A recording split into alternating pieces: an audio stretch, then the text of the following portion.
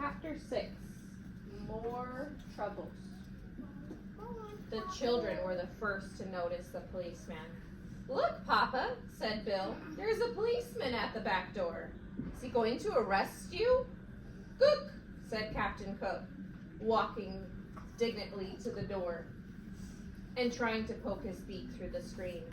"Is this 432 Proudfoot Avenue?"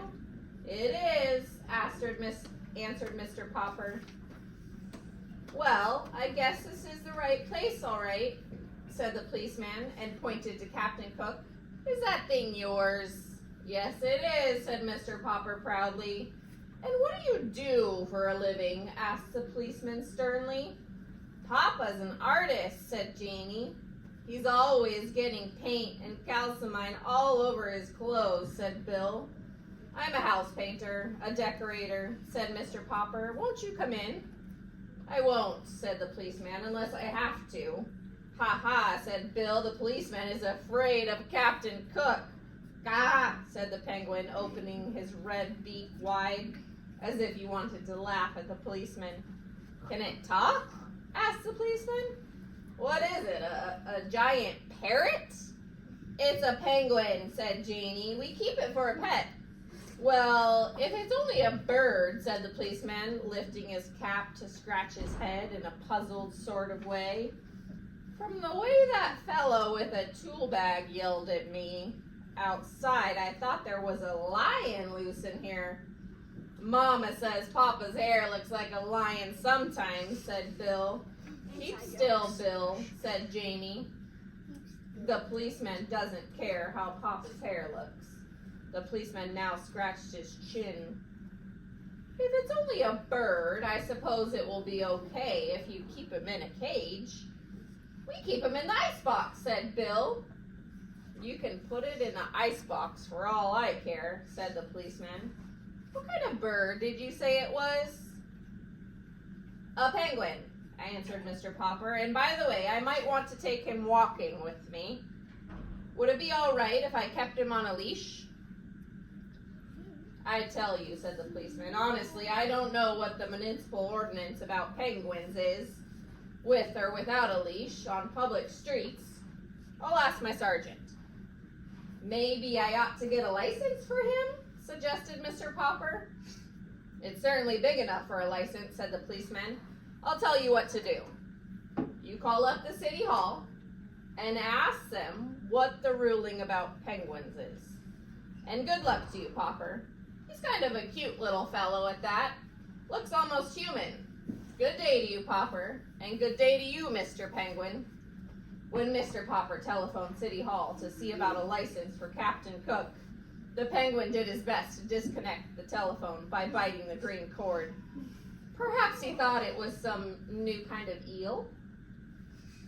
Remember, an eel is a long, skinny animal. Like a worm. Yeah. Sort of like a But just then, Mrs. Popper came back from the market and opened a can of shrimps, so that Mr. Popper was soon left alone by the telephone. It was distracting him. Even so, he found it not so easy to learn whether or not he must get a license for his strange pet.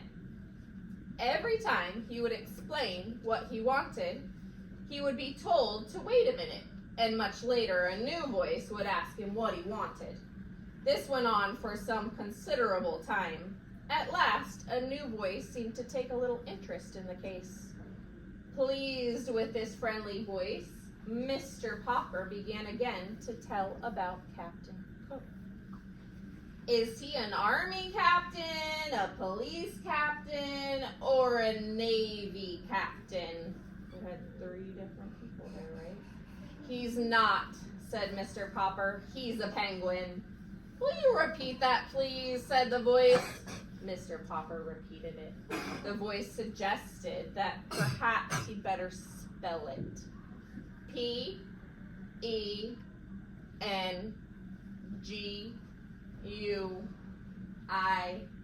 Penguin, said Mr. Popper. "Penguin." "Oh," said the voice, "you mean that Captain Cook's first name is Benjamin?" "Ben." "Not Benjamin. Benjamin, penguin. It's a bird, said Mr. Popper. Do you mean, said the phone in his ear, that Captain Cook wishes a license to shoot birds?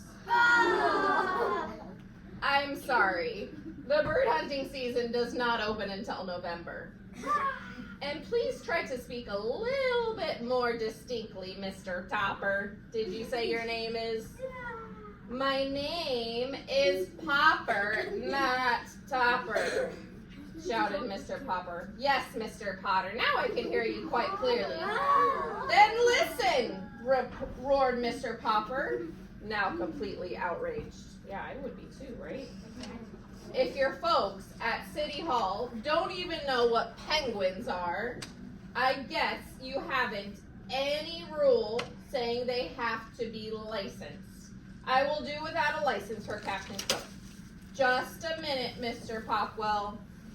On your own, Mr. Treadbottom of the Bureau of Navigation of Lakes, Rivers, and Ponds and Streams has just come in.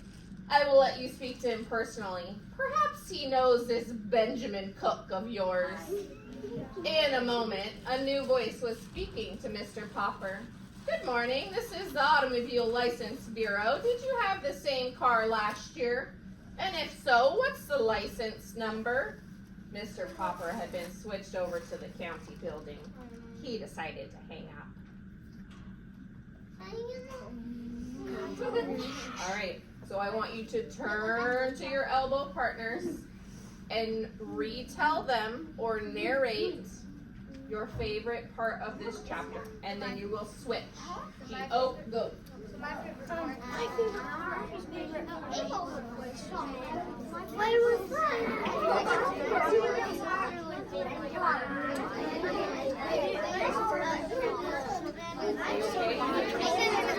We're just talking.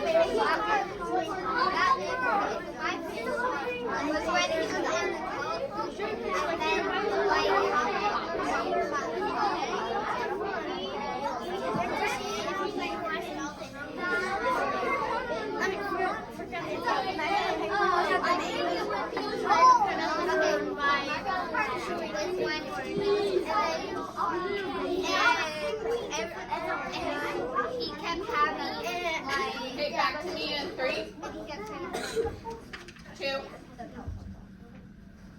and 1. How do we feel about retelling that story? Good. Listen to Taylor, let's come back to your space. Okay, so who would like to start us off? Benjamin. Wait, so do you want to come on? You can come up if you like. No. Come up or sit, whatever you guys choose. So,